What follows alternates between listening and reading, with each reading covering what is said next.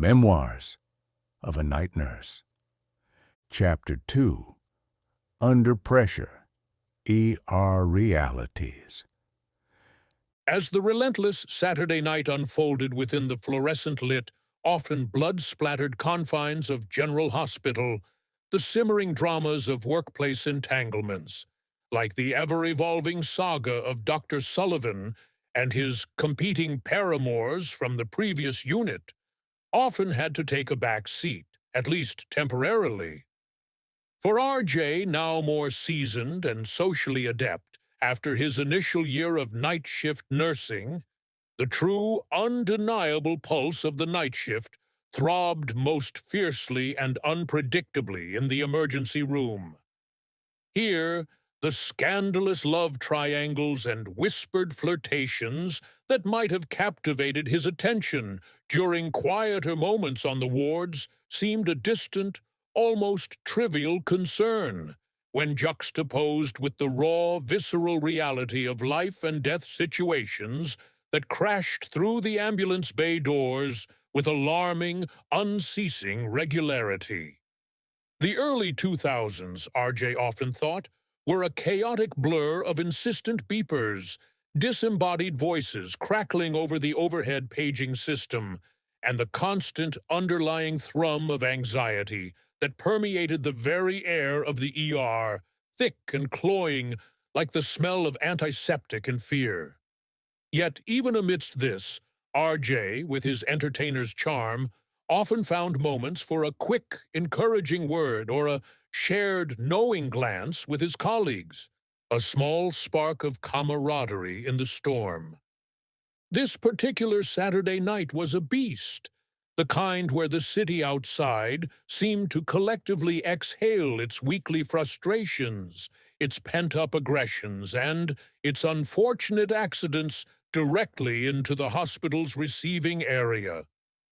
R.J. remembered glancing at the large, institutional clock on the wall, its luminous hands inching inexorably towards 2 a.m., a time when his other, more vibrant life, the one where he stood on dimly lit stages, a guitar slung comfortably over his shoulder, coaxing soulful, sweat-inducing Louisiana rhythms from its strings for a packed, gyrating nightclub, felt like a dream from another existence. He'd sometimes joke with the ER clerk, Maria, during a rare lull, "If I survive this shift, Maria, I'm writing a song about it. Might call it the 2 a.m. blues." Maria, a no-nonsense woman who'd seen it all, would usually just snort and hand him another chart, but with a hint of a smile. Tonight, however, there was no time for banter, no roar of applause, only the sharp, staccato, and often brutal rhythm of medical urgency. He'd just managed to grab a lukewarm cup of coffee, the bitter liquid doing little to dispel the bone-deep weariness, when he noticed Dr. Ramirez, one of the senior ER attendings, known for his sharp tongue and even sharper diagnostic skills, in a heated, though hushed, argument with Nurse Henderson by the medication station. Henderson was young, barely out of nursing school, and clearly flustered. R.J., never one to shy away from offering support if needed, caught Henderson's eye and gave a subtle, encouraging nod. He couldn't hear the words, but the body language was unmistakable. Ramirez was furious, jabbing a finger towards a chart, while Henderson looked close to tears. Later, R.J. heard from another nurse, Sarah, with whom he'd developed a friendly rapport, that Henderson had nearly given a patient 10 times the correct dose of a potent cardiac drug. "Ramirez caught it, thank God," Sarah had whispered, her eyes wide. "But he really laid into her. Poor kid. This place eats the young ones alive sometimes." It was a stark reminder of the razor's edge they all walked, where a moment's inattention could have catastrophic consequences. It also highlighted the intense pressure cooker environment that sometimes led to frayed tempers and, occasionally, more personal confrontations. RJ made a mental note to check in on Henderson later, offer a word of encouragement. He knew how much that could mean. Just as that small drama subsided, the first major emergency of RJ's immediate concern shattered the relative calm. The piercing wail of sirens grew from a distant, mournful cry to an ear-splitting shriek as the ambulance careened into the bay, its flashing red and white lights painting chaotic, frantic streaks across the rain-slicked tarmac and through the grimy ER windows. RJ's heart instinctively kicked into a higher gear, a familiar, almost Pavlovian surge of adrenaline tightening his focus, sharpening his senses, as he and the waiting trauma team prepared for the incoming assault on their skills and resources. Working in a synchronized, almost telepathic dance that was the hallmark of a seasoned ER crew, RJ sprang into action alongside the doctors and fellow nurses. The patient, a young man whose Saturday night out had clearly taken a devastatingly wrong turn, was critically injured, his body a brutal testament to the unforgiving physics of a high-speed crash. They moved with a practiced, almost balletic efficiency, a whirlwind of focused activity around the cramped trauma bay. RJ's hands, usually so adept at coaxing melodies from guitar strings, were now equally deft as he helped cut away blood-soaked clothing, expertly establish multiple large-bore IV lines, and draw vials of blood for urgent cross-matching. The air rapidly filled with the clipped, urgent, and sometimes profane voices of the doctors calling out assessments and barking orders. Diminished breath sounds on the left. I need a chest tube tray, stat. Pressures plummeting, 80/40 and dropping. Hang another unit of ONEG. Pupils are blown, damn it. Page neurosurgery, now! RJ moved swiftly, anticipating needs, his mind racing to stay one step ahead, administering potent IV medications to manage the patient's escalating pain and to combat the insidious, encroaching shock that threatened to extinguish his young life. In the midst of this controlled yet utterly intense commotion, RJ could feel the immense, almost crushing weight of responsibility settling heavily on his shoulders. Every decision made, every action taken in those critical golden first few minutes had the terrifying potential to tip the delicate scales between life and irreversible death. It was a sobering, relentless, and unforgiving reality, but one that, paradoxically, fueled his determination to provide the absolute best care possible, to be a steady, competent hand in the raging storm of trauma. As they worked to stabilize the MVA patient, RJ caught a glimpse of Dr. Anya Sharma, one of the surgical residents, sharing a lingering, intense look with Marco, a young paramedic who had brought the patient in. There had been whispers about them for weeks, stolen moments in the ambulance bay, shared cigarettes during breaks, a chemistry that was hard to ignore. RJ, being friendly with both, had teased Marco about it once, and Marco had just grinned sheepishly. Now, even in the midst of chaos, their eyes met with an unspoken intimacy that spoke volumes. It was a fleeting moment, but it reminded RJ that even in the most sterile and high-stakes environments, human connection, in all its complicated forms, always found a way to bloom, or at least to smolder. He wondered idly if this one would end in fireworks or a quiet fizzle, like so many hospital romances he'd observed.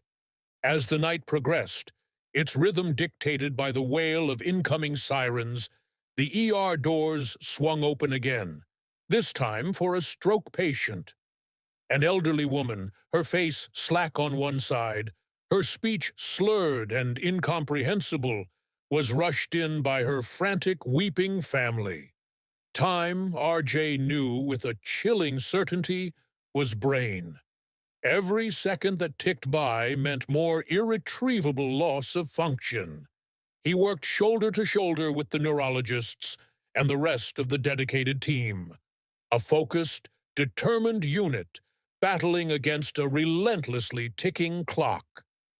He assisted in the rapid, almost desperate administration of clot-busting medications, his eyes constantly scanning the monitors, tracking the patient's vital signs and neurological status, while simultaneously coordinating with a harried radiology department for an urgent CT scan to assess the extent of the cerebral damage.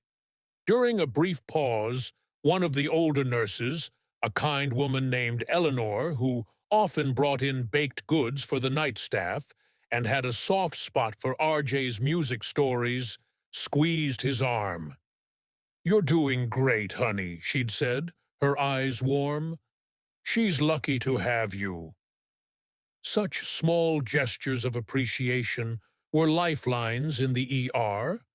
Amidst the intensity of the medical interventions, the beeping machines, and the urgent calls, RJ couldn't help but feel a profound, almost painful empathy for the patient's family. They huddled together in the small, sterile, and utterly impersonal waiting room, their faces etched with a potent combination of raw fear and agonizing helplessness. RJ, remembering his own family's anxieties during past illnesses, made it a point, whenever he could steal a moment, to update them as best he could, offering a few carefully chosen words of reassurance, a small, inadequate gesture of human connection in a moment of profound, life-altering crisis. The institutional clock on the wall ticked with an almost malevolent, indifferent persistence. But as the minutes stretched into an agonizing hour, the collaborative, desperate efforts of the medical team began to show tentative fruit. The patient's condition started, almost imperceptibly at first, to stabilize. A small, hard-won victory against a formidable, unforgiving foe. However, the night, as it so often did in the ER, seemed to take a perverse pleasure in testing their limits. It had more trials in store. A severe trauma case arrived shortly after. A construction worker who had fallen several stories from a scaffold, landing with sickening force on the unyielding concrete below. The patient presented with a horrifying litany of multiple life-threatening injuries, a cascade of critical, interconnected problems demanding immediate, simultaneous attention. The ER team, a well-oiled, battle-hardened machine forged in the crucible of countless such brutal nights, worked with a seamless, almost terrifying efficiency, orchestrating a complex, desperate dance of resuscitation efforts and frantic preparations for emergency surgery. RJ found himself once again in the thick of it, his senses on high alert, assisting in establishing multiple large-bore IV lines, rapidly transfusing warmed blood products as fast as they could be procured from the blood bank, and ensuring the patient's precarious, gurgling airway remained secure, his hands moving with a precision born of repetition and adrenaline.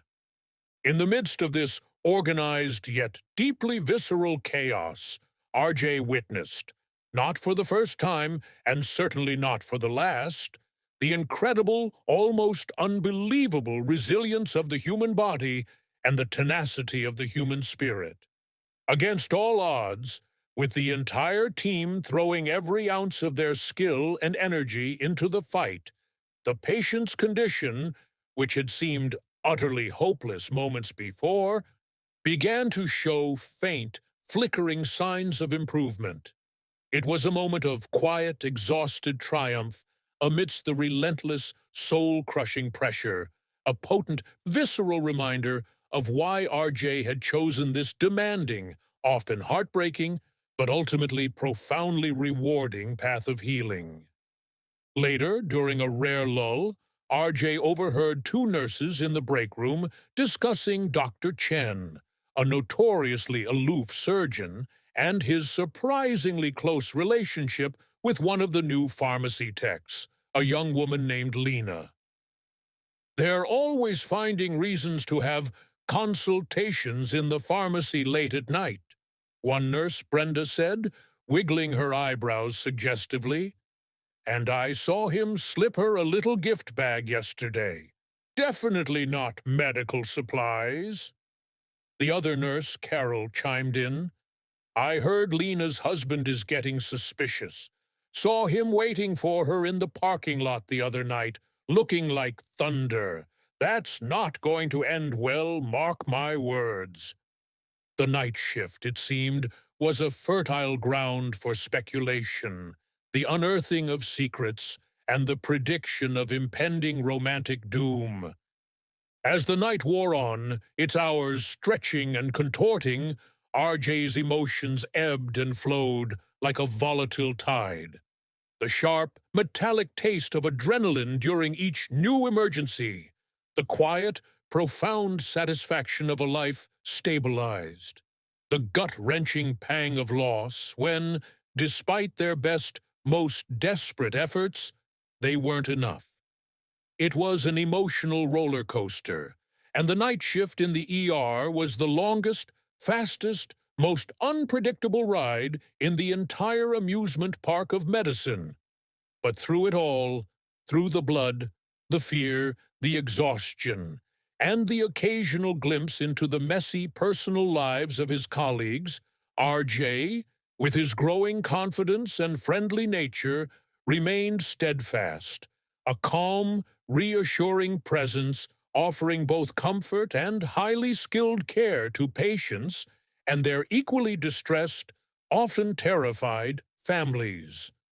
In those liminal, almost surreal, early morning hours, as the relentless, frenetic pace of the night shift finally began to ease, and the first tentative, hopeful hints of dawn were still a distant, almost unimaginable promise beyond the city's skyline, RJ would often find a quiet, stolen moment to reflect, sometimes sharing a weary smile or a brief, knowing exchange with a colleague who was also catching their breath.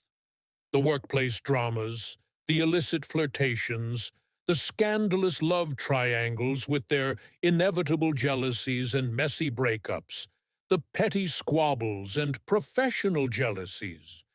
They all seemed to fade, to shrink into insignificance when measured against the profound, undeniable impact he and his colleagues could have on the trajectory of human lives in the ER. This, he knew, was where the raw, unfiltered, and often brutal essence of nursing truly lay. And so, as the sun eventually began to cast its tentative, hopeful, and surprisingly gentle glow over the weary, sleeping city and the equally weary but still functioning hospital, RJ embraced both the daunting challenges and the profound, often unexpected rewards of the night shift. Each emergency was not just a complex medical puzzle to be solved, but an opportunity to make a tangible, lasting difference, to be a source of strength, skill, and solace for those in their most vulnerable, desperate moments. It was a calling, a demanding, relentless, and often emotionally draining one. But it was RJ's calling, and he, the friendly entertainer turned seasoned night nurse, would continue to answer it, night after night, in the labyrinthine, life-altering, and endlessly fascinating world of the General Hospital's emergency department.